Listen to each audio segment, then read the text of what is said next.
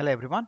In this video, we are going to walk through how to use Veeam Service Provider Console to set up and manage a customer end to end, right? So this is for service providers who want to see the full provisioning chain, right? Starting from creating company, setting up Cloud Connect tenant, managing Veeam software appliance, provisioning Veeam Data Cloud Vault, and mapping them all together from initial onboarding all the way to running a backup job, right? So we have quite a few aspects to cover.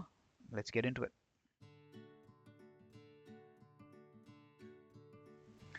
So in this segment, we'll be covering creating of new company and a tenant account in Veeam Service Provider Console. So the starting point for everything in VSPC is the company record, right? So before you can create a tenant account, connect a VBR server, or provision a storage, the company need to obviously exist first. So that's what we'll be kicking this off with. So to do that, we'll be going into the company section and then click on new company to launch the new company creation wizard. So at the company info, fill in the company name, contact details, information that obviously will be appearing in your backup reports, email notification. So in the user credential, specify the username, password for the company owner. So this account is what company will use to log into the client portal for any self-service access if needed. Right? So when you click next, this is a configuration service step. So you define what service that you're going to offer. So for this particular section, we will be enabling backup service management alone, and then click next. So for billing and all the other multi-factor authentication and notification section here, I'm going to actually skip past it, but there is a specific video for each one of these settings in the Veeam Pro Partner portal, right? So review the configuration here and then you can click finish. So this will create a company account. So the company record is now created. So everything else we will be configuring now will ties back to this company account, right? So the next step here is to create a tenant account. So to do that, we have to go into the configuration section, which is at the right top corner, and go into the catalog. So the way I kind of understand this concept is company is more like a billing entity, whereas the Cloud Connect tenant is an authentication entity, right? So that's how you would differentiate it. So if you ever wanted to connect a VBR server into Veeam Service Provider Console, you need to authenticate against it, and that authentication happens using the Veeam Cloud Connect tenant account, which we will be creating now, right? So we click on that. And then on the left hand side, if you look on the service, you could see I have already added my Veeam Cloud Connect server there. And under tenant, we'll be creating new tenant account. So we click on new. I'm going to leave it as native unless you have a VMware Cloud Director. And we click next. So in this section, we'll be specifying the username and password. As I mentioned earlier, this is the credentials that we will be using to connect VBR into the service provider console, not the one that we specify when we create the company. That is only for company owners for self-service access. And we click next. So in this section, I'm going to leave the backup resources as default. I'm leaving all the other settings default and click finish. So now we have the company account created and a tenant account created. As I mentioned earlier, the last step of this particular segment is mapping them together, right? So to actually map them, we click on map and click on company and then connect it with that particular company. So this tenant account will be a part of the company NetByte IT that I created earlier.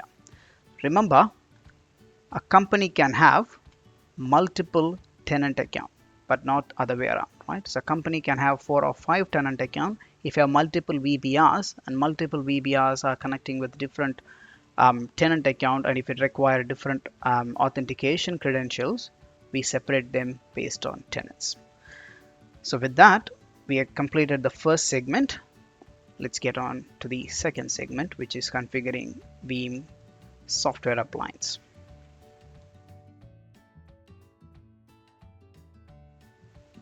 So now that I have a company and a tenant created, let's connect a VBR to the service provider console via Veeam Cloud Connect, right? So to do that, I have actually go into my Veeam software appliance web UI as a host management console. So it has quite a few web UIs. So 10.4.4.3 is host management, and 4.4.3 is the general backup management console, right? So when you log into this console, if you look at it, I'm logging in as Veeam admin, and I have MFA disabled because this is my lab environment, but we strongly recommend you have it enabled in the production, right? So once you're logged in, as I mentioned, this is a host management console. On the left, you have backup infrastructure. If you click on it, you have quite a few backup infrastructure requests that you could submit, right? Backup infrastructure related request, I should say. So the one that we are particularly interested in is the data collection piece at the top. So if you are adding a service provider, which is Veeam service provider console connection to VBR, or Veeam one connection to VBR, specifically Veeam software appliance, you need to have this request submitted first, and a security officer have to enable. Again, this is a lab environment, so when I click on it like this, I have it already approved.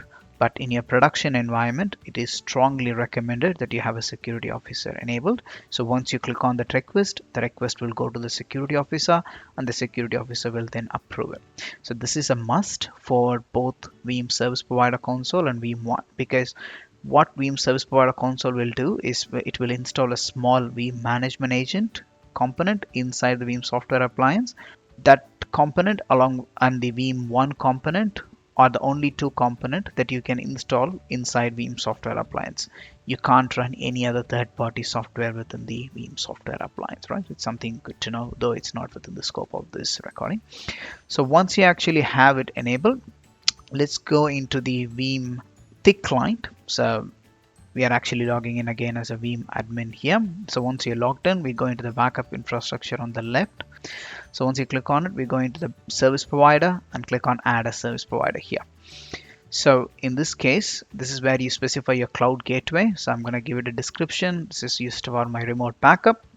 And since my lab runs everything internally, so I'm going to connect with my local IP, but in your production, you're going to connect with your fully qualified domain name that has a certificate associated with it, right?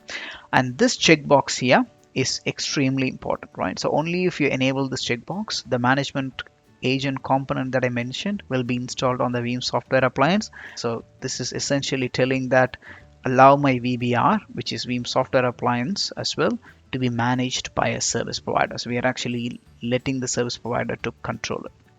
So I have the checkbox enabled and click next, accept the certificate and add a credential here.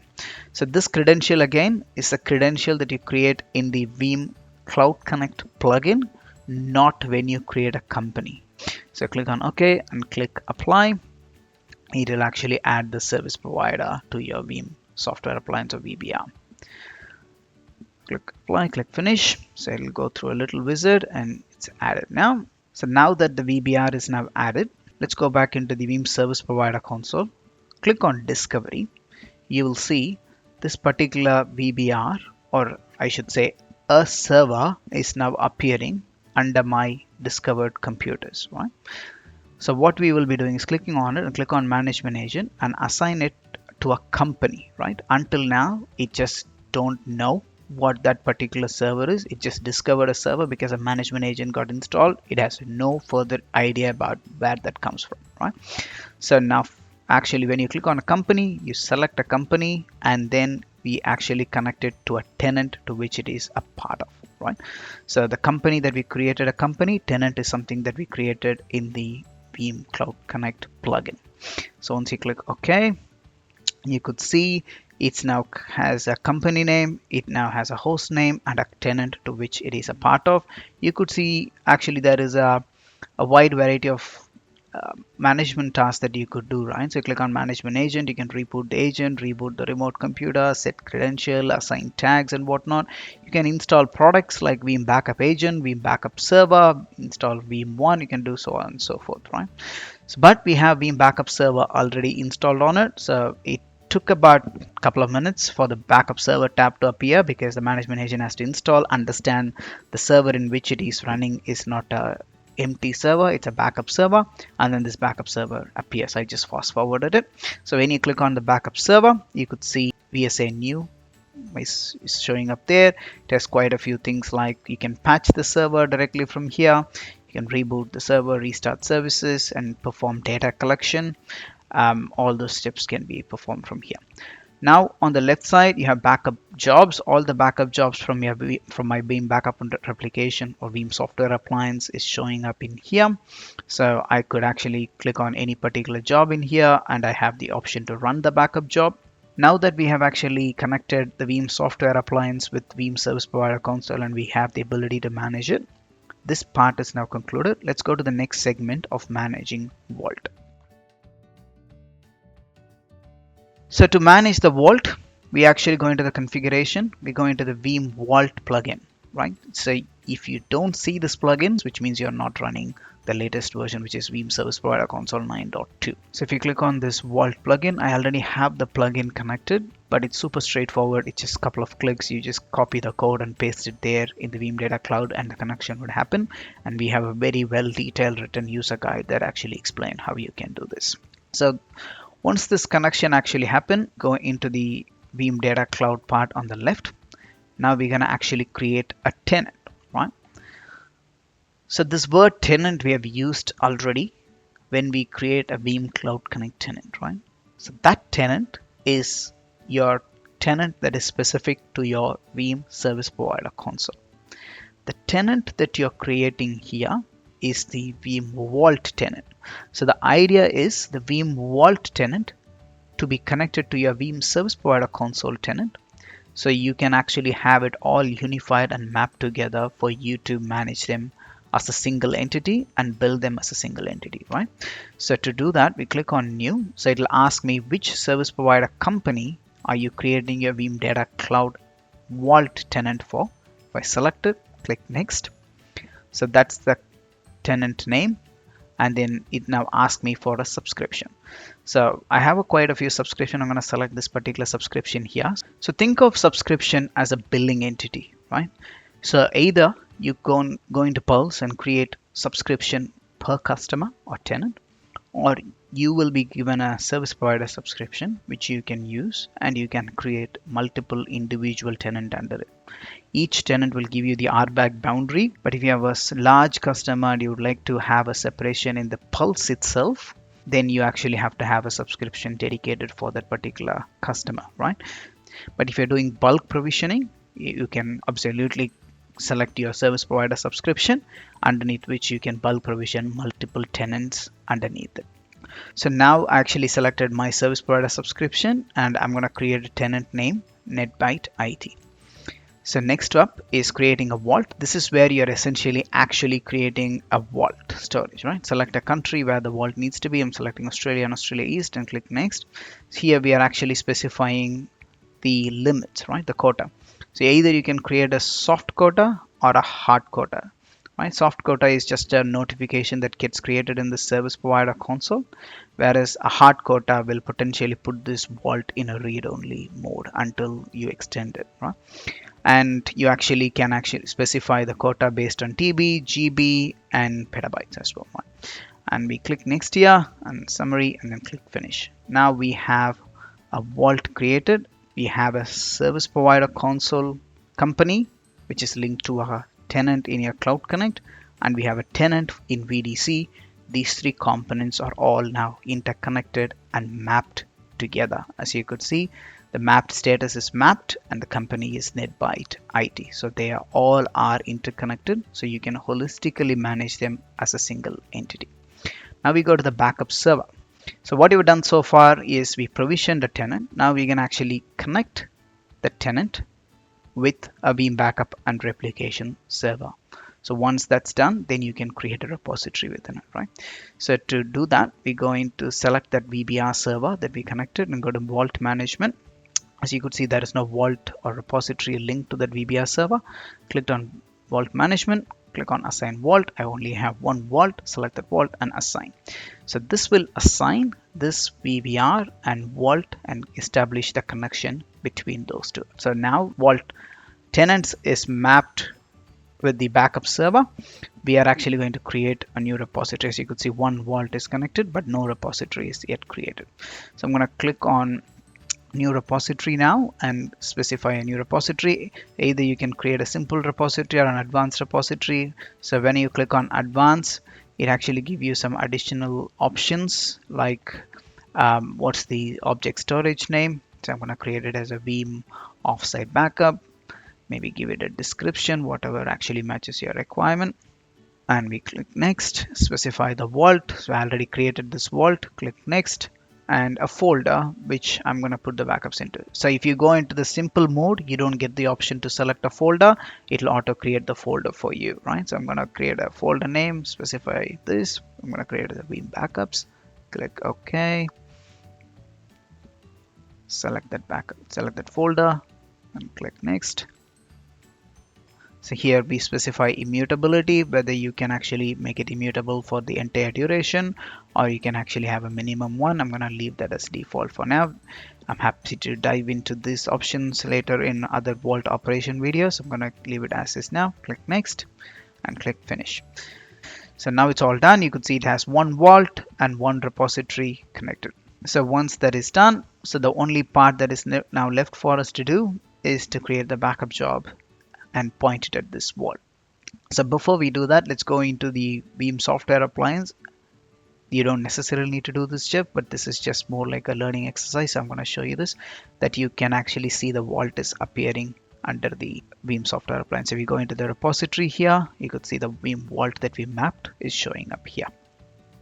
So now let's go back into the service provider console, get out of this console and exit the configuration and go into the backup jobs, and let's create a new backup job. I'm going to create a vSphere1, select the VBR, create. So I'm creating a backup job here. Again, I'm not leaving the Veeam service provider console at all, creating the backup job directly from the software Veeam service provider console. Give it a description, click next, adding the virtual machine that I wanted to back up. Specify the location here. I'm going to select the vault that I've added, Veeam offsite. That's what we call when we created a repository, if you remember. So I'm going to select that. I'm going to select any retention policy. I'm going to set the retention policies to 30 days. That's a vault minimum.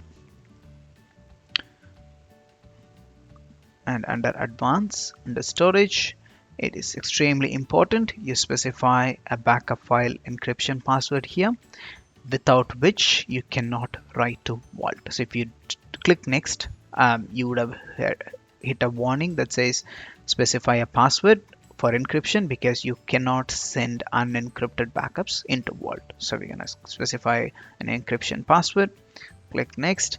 You can specify guest processing if need be. I'm going to enable all of that, and then you can specify what credential that will be used for these two operations. Click next. You can also specify the schedule here, click next and finish. So we have a backup job that is pointed at the vault that we created, right? So as I mentioned, the whole idea of this exercise is how Veeam Service Provider Console with the 9.2 update and Veeam Software Appliance is making it absolutely possible for service providers to configure companies and connect VBR and connect Vault into a single component and do end-to-end job management without ever having to leave the service provider console itself, right? So the other thing that's worth flagging here is if you go into the usage report under license information, since all of this under rental plan now, which is your Vault, your VBR and everything, you can have everything appearing under here under a single portal under a single rental agreement, right? So you could see it's having a tenant-wide breakdown if you're new to service provider console usage reporting. But in the future months for me, along with this VM entry ID, I will also have information about my Veeam Data Cloud Vault as well as a line item. So last thing I wanted to call out here is under catalog. If you haven't done yet, you have Veeam Service Provider Console Pulse portal, which you can integrate same way you connected Veeam Vault. So you can do license management from here as well. So you create license, manage license, update license. All these things happen from this portal itself, from this plugin itself. So you have one plugin for licensing, and your Veeam Service Provider Console take care of this whole workflow, along with Veeam Data Cloud Vault plugin taking care of the vault provisioning and management, giving you a true total end-to-end control. So hope you all have some takeaways from it and find this video useful. I will see you in the next video. Thank you.